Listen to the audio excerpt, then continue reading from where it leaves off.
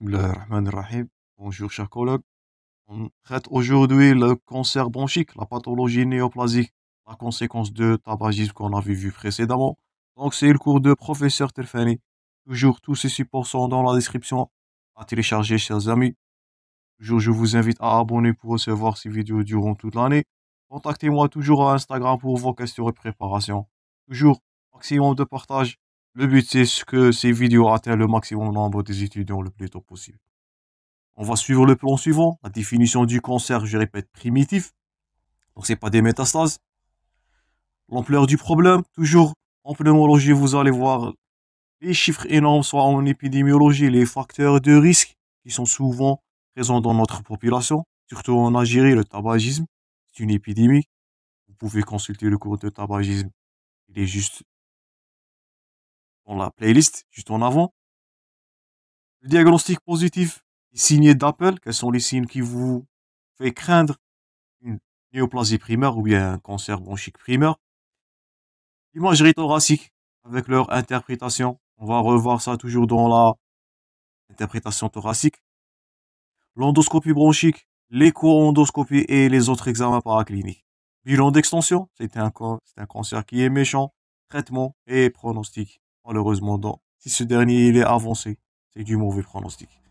Traitement, c'est généralement chirurgical si ce dernier il est limité, mais s'il est dispersé, malheureusement, c'est du mauvais pronostic. Donc, définition, qu'est-ce que ça veut dire cancer de bronchique? Bien, c'est quoi un cancer bronchique? Donc, il désigne les carcinomes pulmonaires. Donc, c'est du carcinome. Donc, c'est pas un adénocarcinome comme on a vu dans la pathologie hépatique ou gastrique. Donc, c'est pas des glandes sécrétoires. Donc, c'est un carcinome pulmonaire. Il regroupe les tumeurs malignes dites épithéliales du poumon. Donc, ce sont des tumeurs, si on vous pose la question, les cancers bronchiques sont des carcinomes et ce sont des tumeurs épithéliales. C'est pas des tumeurs glandulaires. Faites attention à commettre cette erreur. Donc, selon l'OMS, le cancer bronchique, c'est la cause la plus fréquente de décès, malheureusement, chez les hommes. C'est un cancer très virulent chez les hommes. Le tabagisme, donc, la notion du paquet année, on va le voir dans quelques diapos. Donc, c'est le premier, notez ça bien. Première cause de décès par cancer chez les hommes et chez les femmes aussi après le cancer du sein. Il est la cause de, notez bien ce chiffre, 1,3 million de décès par an dans le monde. Vous voyez là, tabagisme, cancer bronchique. Donc, c'est une relation d'équivalence. 1,3 million de décès par an. Première cause de décès par cancer chez les hommes. Et malheureusement, deuxièmement aussi, après le cancer du sein, même chez les femmes. On note l'augmentation des femmes qui sont fumeuses. Nous allons voir ça dans l'épidémiologie. Ampleur du problème, deuxièmement, l'incidence. Gardez-vous ces deux lignes en tête. Le cancer bronchique, il est classé en deuxième rang. Après le cancer de prostate chez les hommes, vous pouvez consulter le cancer de prostate. C'est toujours disponible dans la playlist d'urologie. Il est classé en troisième rang chez la femme après le cancer du sein et le cancer colorectal. En France, on note 12 000 nouveaux cas de cancer bronchique une année. Toujours en France, cette dernière, ou bien ces chiffres épidémiologiques tendent à diminuer chez les hommes. Donc, heureusement, les hommes vont avoir une tentative de sevrage tabagique, ce qu'on a vu précédemment dans le tabagisme. Mais les femmes, il est en train d'augmenter chez les femmes. Pourquoi? On voit plus de femmes qui sont fumeuses, plus que les années précédentes. Donc, la nouvelle modernité, on note plusieurs femmes fumeuses. Les hommes tendent à sévrer ce problème de santé publique, ce premier tueur, et il est en train d'augmenter chez les femmes. Donc, deuxième rang, après le cancer de prostate, notez bien ces chiffres-là. Souvent, les notions épidémiologiques et les notions de base sont posées comme thème d'examen. Et le troisième rang après le cancer du sein chez la femme et le cancer colorectal. Les facteurs de risque, bien sûr, c'est le tabagisme actif. Il représente le principal facteur de risque du cancer bronchopulmonaire. On retrouve la notion de tabagisme dans 80 voire 90% des cas des patients ont développé une néoplasie bronchique. Le risque de développer, donc là on va voir la notion de paquet année, PA, qui est illustré là. PA veut dire paquet année. On va calculer maintenant comment savoir si ce patient-là, il est en risque. Donc, deuxièmement, on dira que le patient, il est en risque s'il a une quantité de tabac estimée à 20 paquets année. Donc, notez bien ce chiffre-là. Au-delà de 20 paquets année, le patient pourra être susceptible à développer une néoplasie bronchique. Là, on note des exemples. Donc, premièrement, si on a un patient qui a fumé un paquet par jour, donc ça c'est à rechercher dans votre interrogatoire. J'insiste sur le calcul paquet année, il est souvent posé comme thème d'examen bien sûr. Donc il a fumé un paquet par jour pendant 20 ans. Donc qu'est-ce qu'on va faire? On va multiplier un paquet fois 20 et on dira qu'il s'agit d'un patient qui a consommé 20 paquets. Un autre exemple, si un patient qui a consommé un demi-paquet par an.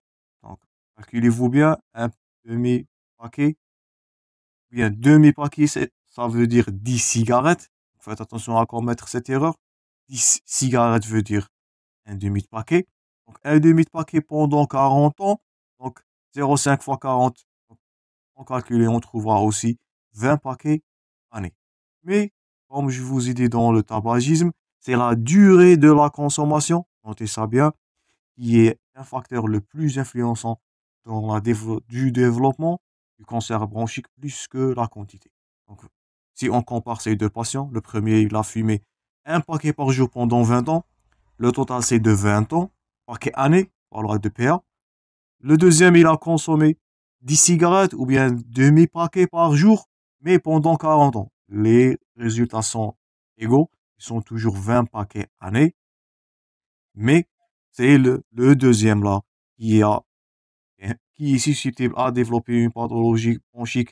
C'est la durée de consommation qui est plus influenceuse plus que la quantité. Troisième exemple, un patient qui a consommé 2 paquets par jour, ça vous semble mauvais, mais c'est ceux-là qui a consommé un demi-paquet par 40 ans qui est le plus grave, le plus susceptible à développer cette pathologie. Donc, troisième exemple, toujours 20 paquets année.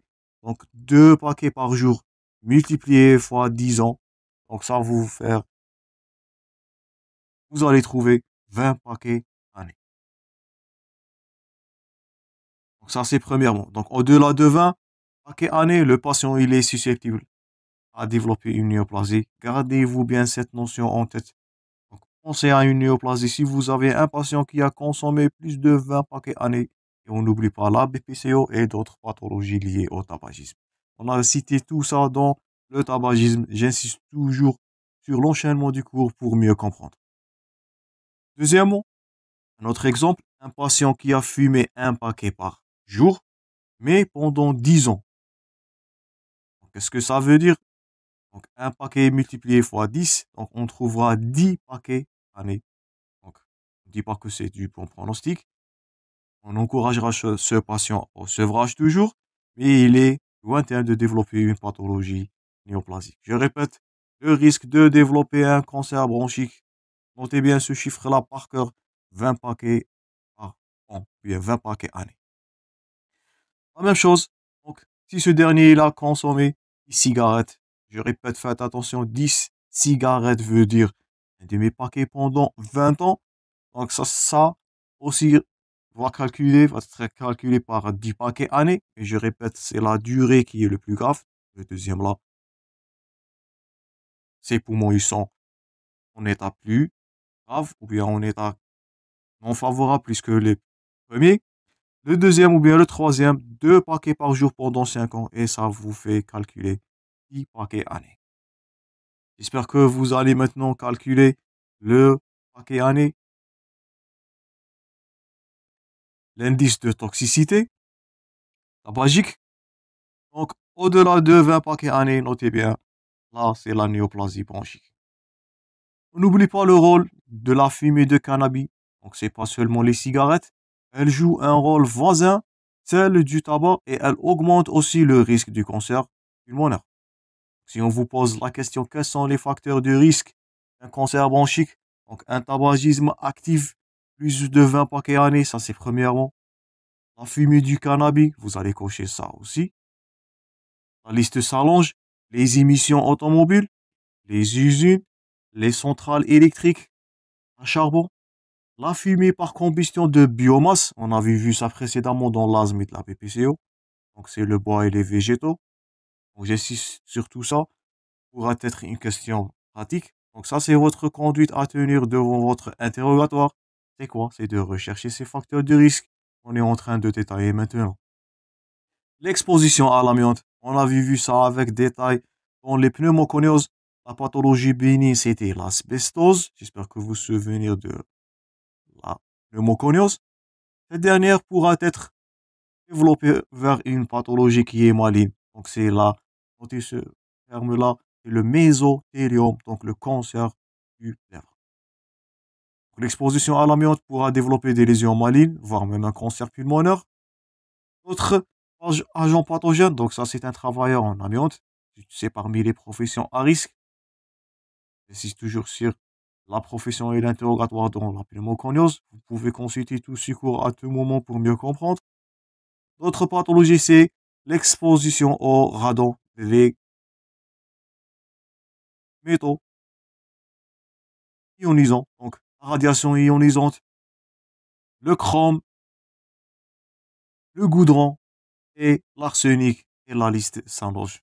Plusieurs facteurs de risque. Donc, si on résume les facteurs de risque de développement d'une pathologie néoplasique, donc tabagisme actif, calculez-vous bien votre indice de toxicité, fumée du cannabis, émission automobile, la biomasse, aussi c'est un facteur soit du PPCO, de l'asthme, et aujourd'hui dans notre cas c'est du cancer pulmonaire. La fumée, la combustion du biomasse, je répète, l'amiante aussi, ça va donner de la pneumoconiose et même de la pathologie néoplasique et exposition aux métaux lourds, aux métaux ou bien des isotopes radionisantes. Donc, radiation ionisante, chrome, nickel, goudron, arsenic, etc.